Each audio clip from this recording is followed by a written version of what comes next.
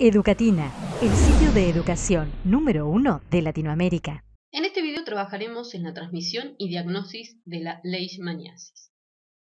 Comenzaremos trabajando sobre la transmisión de la leishmaniasis y se produce por la picadura de dípteros del género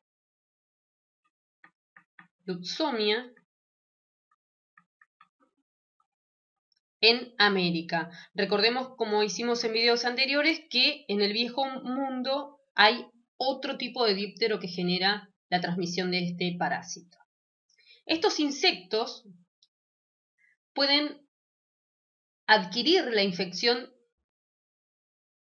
a través de estos insectos. La infección la adquieren los humanos, pero también, y creo que una de las complicaciones y lo negativo de la erradicación de este tipo de enfermedad es que se encuentran un montón de organismos, en este caso animales, como reservorios.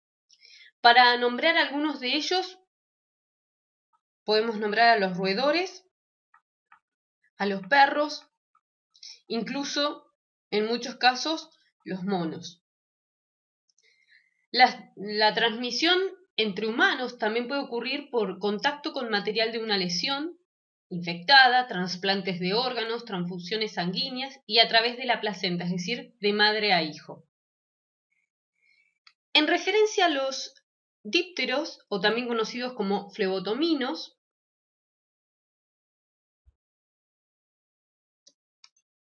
podemos mencionar que son pequeños, que miden alrededor de entre 1,5 y 2,5 milímetros y están cubiertos de vellosidades o también conocidos como pelos.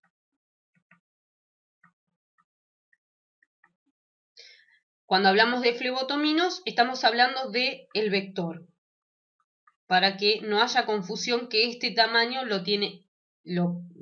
este tamaño corresponde al parásito, ¿sí? Se cree que un 10% de las especies conocidas está involucrada en la transmisión de la leishmaniasis humana. Como en el caso del mosquito, la hembra requiere de sangre para la maduración de los huevos, en tanto que los machos se alimentan de jugos vegetales. Veamos un poco en detalle la diagnosis de este tipo de infección. En referencia a la diagnosis de la enfermedad se debe tener en cuenta primero el cuadro clínico,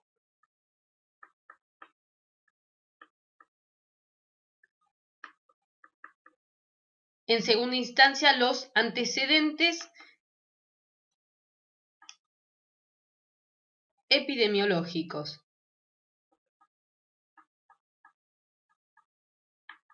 O sea, la residencia o visita a zonas endémicas.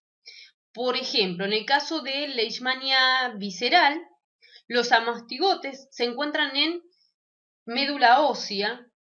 Haciendo biopsia de este órgano o también de vaso o hígado se pueden encontrar algunos microorganismos.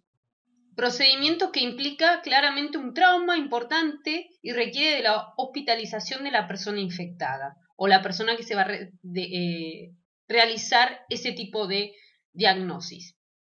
Pero existen pruebas inmunológicas y cabe considerar la prueba de ELISA, la inmunoinflorescencia indirecta, la inmunofluorescencia directa, inclusive la prueba de aglutinación directa o conocida como DAP.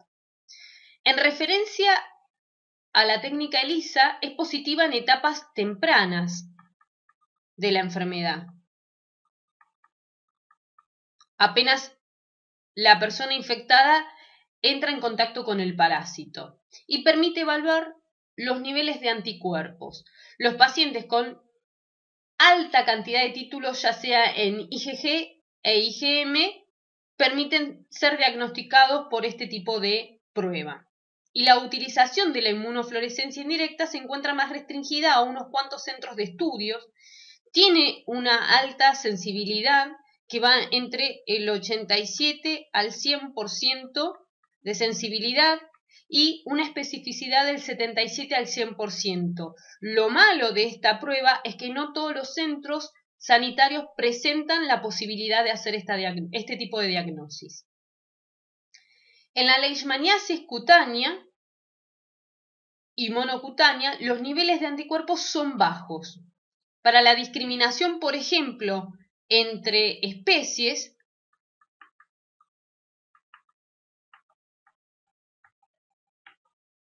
se va a estar utilizando la técnica de PCR. ¿Por qué es importante diagnosticar qué tipo de especie es la que está afectando al ser humano? Porque puede provocar que sea una leishmania cutánea, donde entonces vamos a estar viendo una afección meramente en la piel, o una leishmania visceral, donde directamente ataque, como lo dice la palabra, a nivel víscera u órgano. En relación, y para ir culminando con este video, a los tratamientos, vemos que convencionalmente contemplan fármacos con elevado costo, es decir, que son muy caros. Presentan falta de efectividad en muchos casos, resistencia por parte del parásito y diversos efectos secundarios que van desde alteraciones en la función hepática, pueden ir hacia el lado de la pancreatitis bioquímica, entre otros. Hasta aquí analizamos cómo se transmite, cómo se diagnostica y cómo se trata la leishmaniasis. Educatina te recomienda los siguientes videos para que sigas aprendiendo.